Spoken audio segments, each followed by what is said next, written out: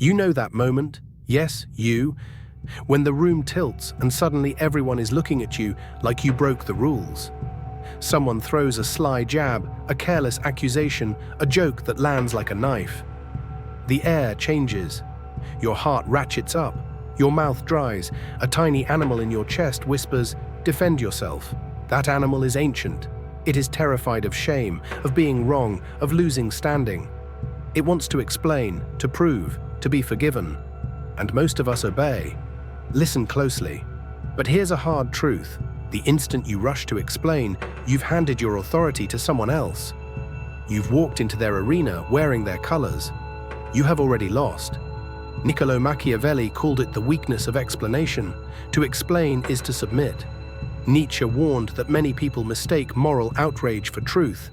Plato showed how being dragged into another's story destroys poise. We will come back to those whispers, but first, feel that sting. You're seen, you're exposed, and you want to fix it. Why defending yourself is a social trap. When you interrupt, apologize, or correct, you believe you reclaim the narrative. You imagine a neat restoration. Truth prevails, reputation heals. In reality, social power is seldom about truth. It's about frames. A frame is the invisible stage someone sets.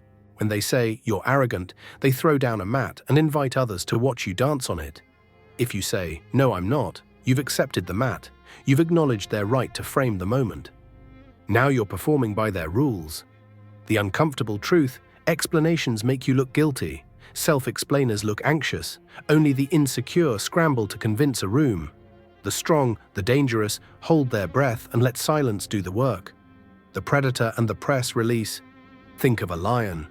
Does it issue a statement after a hunter calls it dangerous? No. It sits, it watches, it exists. Dietrich Bonhoeffer wrote about grace and strength, the kind that doesn't plead for understanding. The predator's silence is an economy of power. It conserves energy and forces prey to decide for themselves what to believe. Not cowardice, a tool. It plants a seed of uncertainty in others, and humans hate uncertainty. Their minds rush to fill it with stories, often worse than the truth. The social kill shot, an everyday scene. Picture a dinner, a dimly lit room, the clink of cutlery. Someone says, "You always think you're the smartest in the room." Anxiety hums in the shoulders. The common move is to invalidate the accusation, "No, I don't," and stumble through reasons. The Machiavellian move is simpler: pause. Let that pause be a blade. Look at them calmly. Say nothing. Not coldness, presence. Now watch. People start wondering, did he not hear? Does he not care? Did he just outplay the punch? The attacker, who wanted to ignite a fight, begins to doubt their own courage.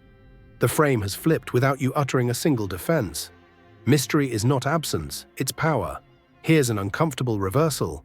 The more you're explained, the less compelling you are. Nietzsche celebrated the power of mystery, of the distance that creates value. Think of Michael Corleone in The Godfather, a fictional portrait that draws on real psychology. Corleone's strength was not argument. It was composed opacity. When people have to supply the story, they often imagine grander, darker things than reality deserves. So when you stop accounting for yourself, you force others to narrate you, and they usually grant you more weight than you claim. Silence as psychological pressure. Silence is also a mirror that reflects the attack back at its source. When someone levels a charge and you say nothing, they will often escalate. They'll add detail, shout louder, look for allies. Why? Because their words feel naked without a reaction. This is psychological torture, not violent, but corrosive. Watching someone fail to get the response they crave exposes their insecurity. Suddenly, they are the one trying to prove a point. They fumble, they sweat. The room begins to pity or suspect them instead of you. Reframing, the cold, precise counter. Machiavelli taught reframing. Don't deny the frame, invert it. If told, "You're manipulative," one reply could be, "Only those who cannot be persuaded call persuasion manipulation." Not dishonesty, strategy. It's refusing to live inside other people's stories and instead forcing them to justify the shape of their own words. The public ambush. An example, I saw this once. A CEO was publicly ambushed by a senior manager who called his strategy reckless. Silence filled the boardroom like fog. The usual instinct would be to counter-argue. He simply leaned back, waited, and said, "Interesting. Walk me through your plan." The attacker sputtered. No plan, just bravado. By asking the attacker to show their hand, the CEO forced exposure. Within minutes, the room recognized the weakness. The CEO never raised his voice. He reframed the contest without raising a stone. Intimacy and accusation. Love isn't a courtroom. This strategy translates into personal life. And here's an uncomfortable truth. When love becomes a trial, explaining is a trap. Your partner says, "You don't care about me anymore." The instinct is to defend, to offer receipts of love.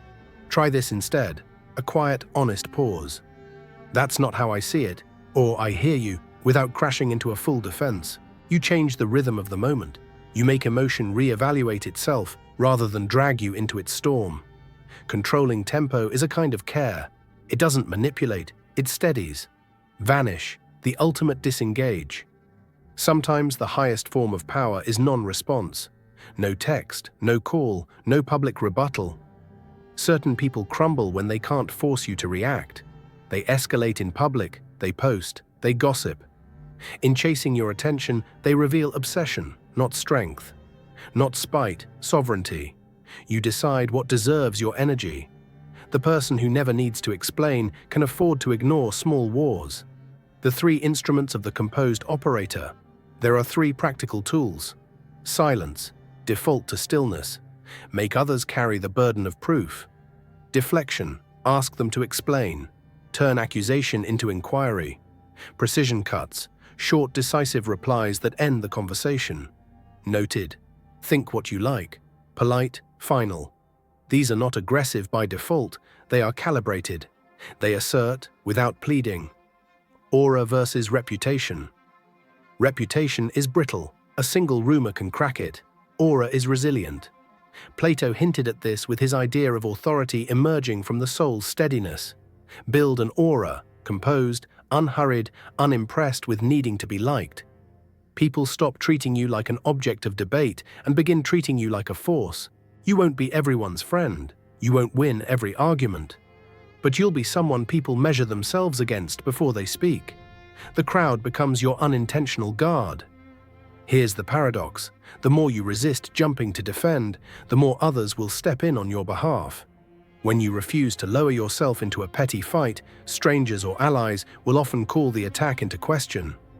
They might say, "That was uncalled for," or simply offer context you never gave. You get a passive, multiplying defense, a crowd that corrects the record for no reason other than your consistent composure. The highest form, presence. The apex isn't silence for the sake of silence, it's presence, being so centered that accusations slide off like rain. This requires training, resisting the itch to justify, to collect allies, to prove worth. It demands an inner architecture of values that don't tremble at rumor. Machiavelli's blunt lesson rings still. The most dangerous person isn't the one who strikes first, it's the one who never needs to. Now, if you want a final, uncomfortable truth, here it is. When you stop defending yourself, you stop living under the authority of other people's judgments. You start to define your own axis, and the world, reluctantly, learns to orbit around it. From this point on, no justifications, no frantic clarifications, only choices that move the power quietly in your favor. Your existence becomes the argument. Thank you for watching. If this landed, hit like and subscribe. I'll see you in the next one.